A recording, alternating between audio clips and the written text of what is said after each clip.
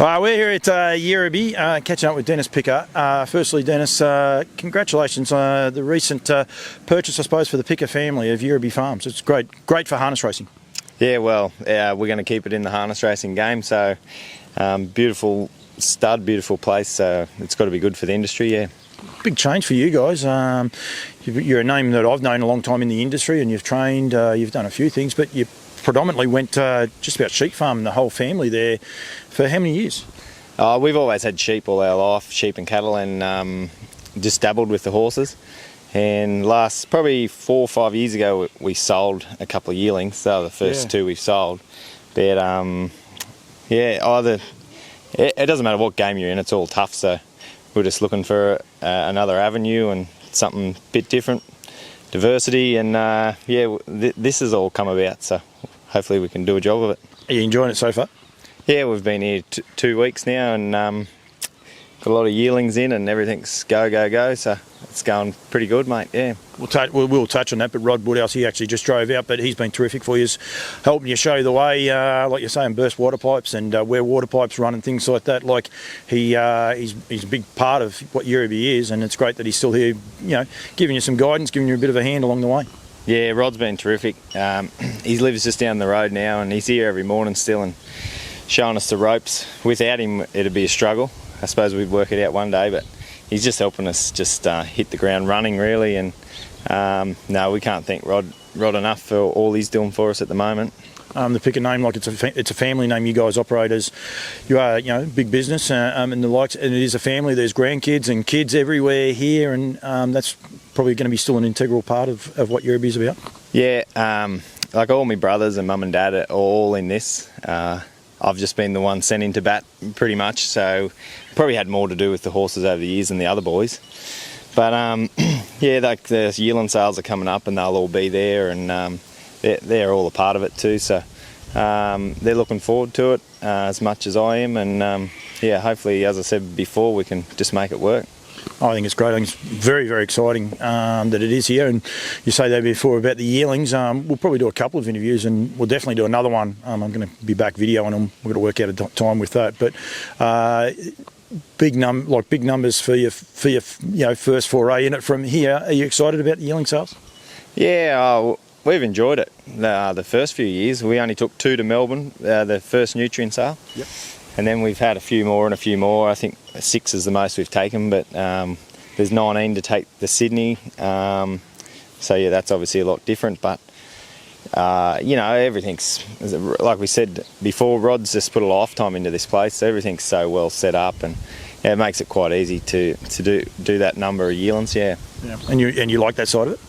Yeah. Look, yearling prep and all that's probably not why we bought the place, but we need some sort of income, and we got offered a few outside ones and that sort of thing. So yeah, we're taking a few extra ones down there. But yeah, look, I wasn't brought up in the show ring or anything like that, but I think you just got to have your yearlings conditioned the way people like them and that sort of thing, and that's reasonably easy, I think. But the finishing touches, well, maybe some of the girls will have to doll them up a bit better than what I can, but I enjoy it, seeing them coming through. For the last 6 or 8 weeks, they change dramatically when they come out of the paddock, and you get a rug and that on them, so you get to know them all. They're all different, so yeah, it's interesting, mate. Yeah. No, it is, and it's going to be a lot of fun. We want to make sure people get here and start looking at them. They're coming in now, certain times, parts of their prep, but a couple of the colts are on the walker, and we've got a few photos of those that I'll put up a little bit later on, but they're starting to come in. But you're happy for people to come and have a look around at the farm? Yeah, mate. No, if anyone wants to come and look at the yearlings before the sales, yeah, more than welcome, and more the merrier, really. Get their eye on them and see if they can pick anything out they might like. Yeah, it's an important time. I encourage people. I know a lot of the big trainers, they come down here and they come to all the stud farms. They have a look at them, and I encourage younger people. You've got so many local trainers here now. You want them to come out here and have a look, because as you said then, on sale day, they look immaculate. You won't see too many bad horses on those days, full stop. You come here and you see them, and then you see how they develop when they get to that. That's the important part, and that's what a lot of the big trainers look at, where that development is, and then they say, well, yeah, I can definitely work with this horse because it's developing the right way. Yeah, like you say, they all look pretty sale day. But But yeah, if you see them a bit earlier on, I suppose, and see how they're progressing, well, it might give you a different idea. And I think they get down there a bit stirred up, and then they get tired towards the end of the weekend too. So to see them in their natural environment here, where they're relaxed and stuff, is probably a good idea. Yeah. Yeah, you're right. Like some of them can get their head down a bit too low, and people are like, "Oh, yeah," but it's just they've had a big preps and big things.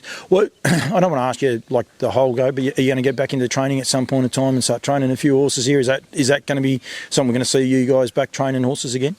I didn't know if I'd get back in the gig again, to be honest. I haven't had a drive for a couple of years, Paulie, but we got 4 or 5 at home that were broken in and just sort of got forgotten about. They'll come down here and, yeah, look, we'll probably train a few. I mean, once again, the facilities are right here, good training track, and Wagga's track's only 8 minutes away, I think Rod says, so it's nothing compared to what we used to do, a couple of hours to go and trial one. So yeah, it'd be hard not to work a few. I'm not sure if I want to get back into it in any big numbers, but I'm sure we'll work a few, yeah. Oh, that's good, and I think what Wagga are doing, what New South Wales Harness Racing are doing, it's very, very encouraging. I'm not going to hold you to the stands and the mares. Are you open for outside mares potentially though? Like if anyone is looking for somewhere to domicile horses and things like that, is that something that you're toying with? Yeah, for sure.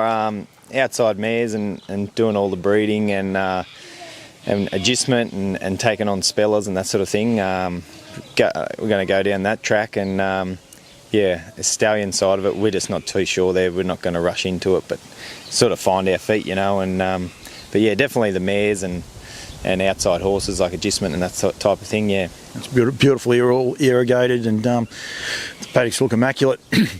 There's a lot of work goes into it, but yeah, I know, like, just Pete McRae's been here helping you out as well. Like I think you've got plenty of hands on deck, so you know what's going on. I want to make sure people realise to pre-register as well when you've been part of the Nutrien experience. You guys have purchased and sold horses both at both sides of it, and we want to make sure people pre-register. Get in touch. Don't take another step. You're almost out of the camera too. Get into trouble for that. Yeah, make sure they get registered with Nutrien. Get in touch with Mark Barton or Gemma Smallman for all of that information. Bardo's even on the lead. We're going pretty good here. And go from there, get in touch with Nutrien. But thanks very much, Dennis, for a chat. I really appreciate it. I think it's great that you guys are back here, and look forward to doing a few more things with you. We'll get some videos up a bit later on in the month and go from there. But yeah, really looking forward to it, and it's good to see you back here in the industry, mate, and I think a few people will be pretty rapt about it. Good on you, Paulie. Thank you.